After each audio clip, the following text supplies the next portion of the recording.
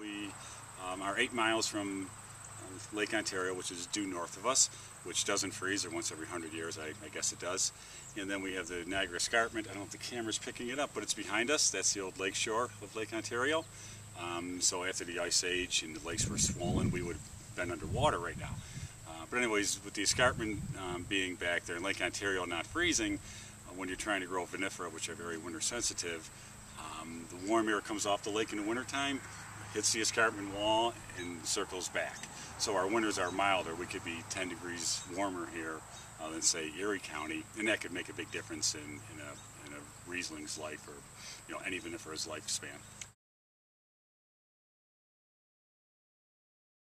I think that the wineries have really increased tourism in Niagara County. I know Niagara Falls, the tourist industry there is very much tapping into the wineries here because it gives people more time to stay in the region. So instead of having, I forget what the typical stay was, it was like 4 hours. Now, they're trying to increase the stay in the region, and this helps because people will come out this way.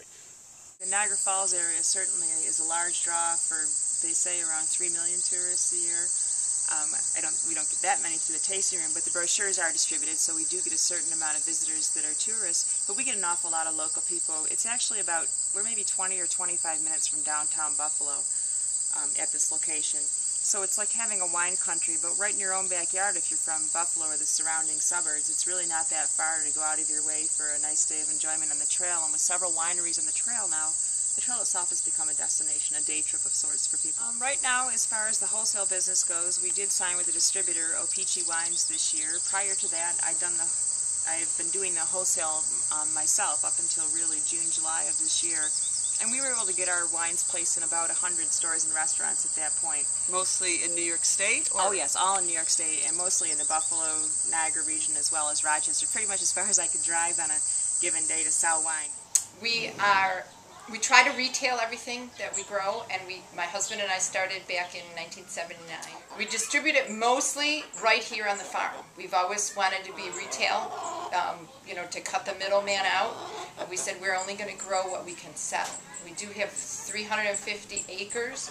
We rent about half of it because we don't need to use it, so we rent it to our neighbors. And the biggest cost in farming, of course, is the cost of production, to grow the crop. So if you speculate and grow your crop and not pick it completely or not sell it completely, you've lost a lot of money. So we're always adjusting our acreage to grow just what we need. 45 acres is manageable for a farmer to handle.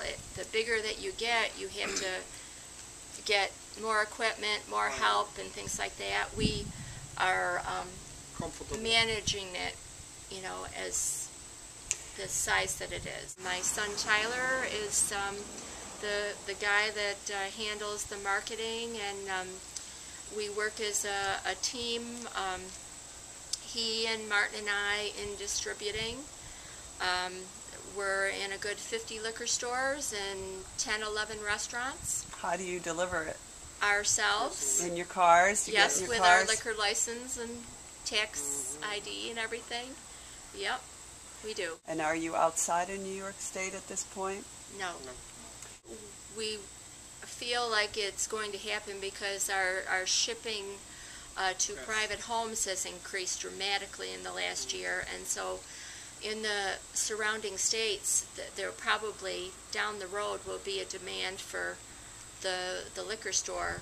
And that's come as a result of having the tasting room? Yes. You have tourists who want to get on a mailing list, and then they want to buy from you? And that is because of Niagara Falls, the wonder of the world in our own county. We get tourists every single day of the week. Probably about 80% of our sales go right through the front door of our tasting room. We planted the vineyards in 2003. We started with 16 different varietals to see what would grow, and all but 2 grew. So we got pretty lucky. We took our first vintage off in 2006 in the 3rd leaf, and haven't looked back since. Yes, well, we knew there was major fruit, and right on the escarpment, right on the bench of the escarpment here, The land is very fertile, a lot of peaches, cherries, fruit that we knew we could grow grapes here.